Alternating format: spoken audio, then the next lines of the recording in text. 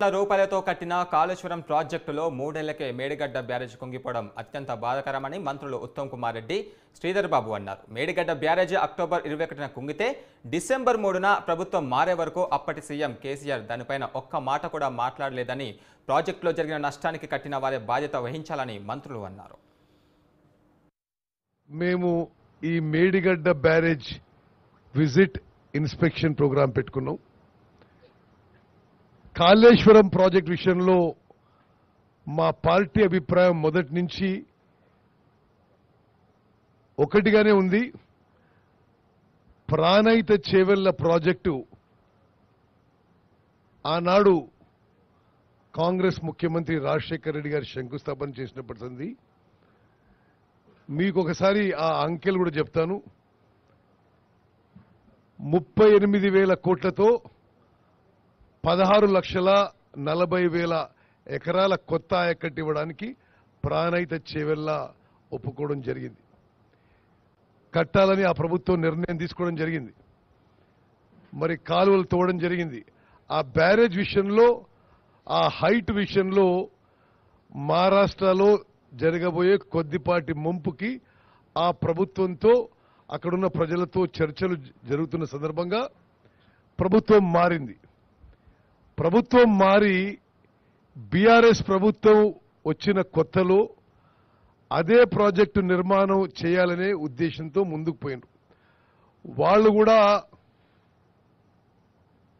ఈ ఏ హైట్ కట్టాలి, ఎంత సబ్మర్జెన్స్ అవుతుంది, మరి 1000 ఎకరాల, 2000 ఎకరాల, 3000 ఎకరాల, దానికి కంపెన్సేషన్ ఎట్లు ఇవ్వాలి, అక్కడ కొంత వాళ్ళు వ్యతిరేకించినా దానికి ఏ విధంగా సంజాయించాలనేది ముందు చర్చలు జరిగినాయి.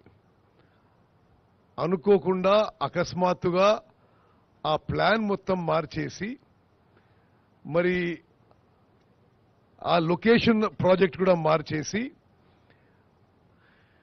మేడిగడ్డ దగ్గర మరి ప్రాజెక్టు యొక్క లొకేషన్ మార్చేయడం జరిగింది. మార్చేసి ఆనాడు ఒక బ్యారేజ్ తుమ్మడిహెట్టు దగ్గర అనుకుంటే మరి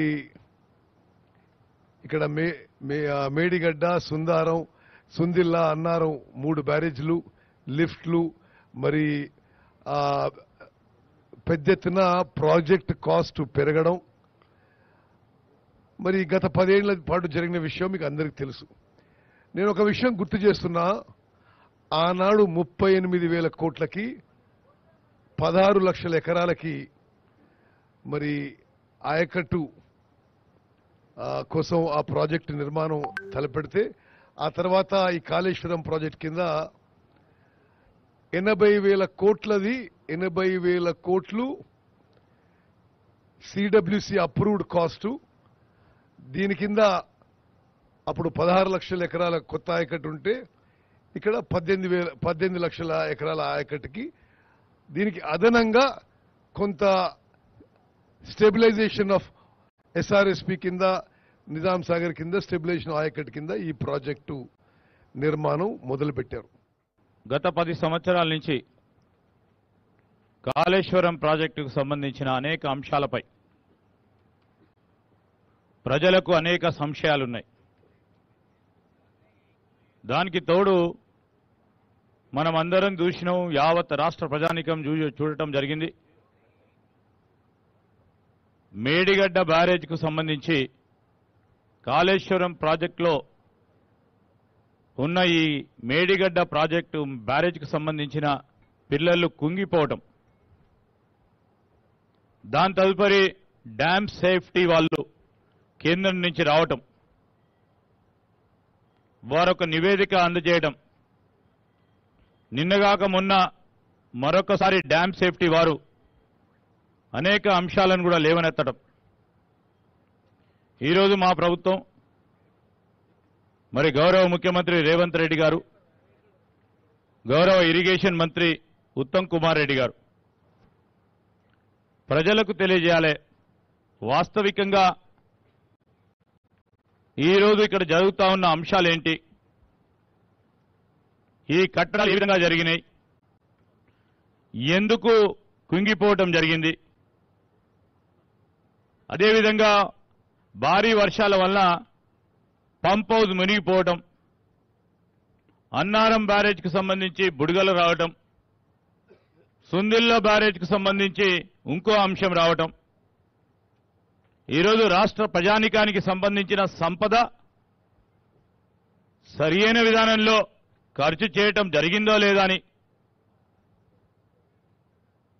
తెలుసుకునే ప్రయత్న భాగంలోనే ఈరోజు పెద్దలు ఉత్తమ్ కుమార్ రెడ్డి గారు కానీ, పెద్దలు శ్రీనివాస్ రెడ్డి గారు కానీ, పెద్దలు వెంకటరెడ్డి గారు కానీ, పెద్దలు ప్రభాకర్ గారే కానీ, అదేవిధంగా పెద్దలు జీవన్ రెడ్డి గారు కానీ, వివేక్ గారు కానీ రావటం జరిగింది.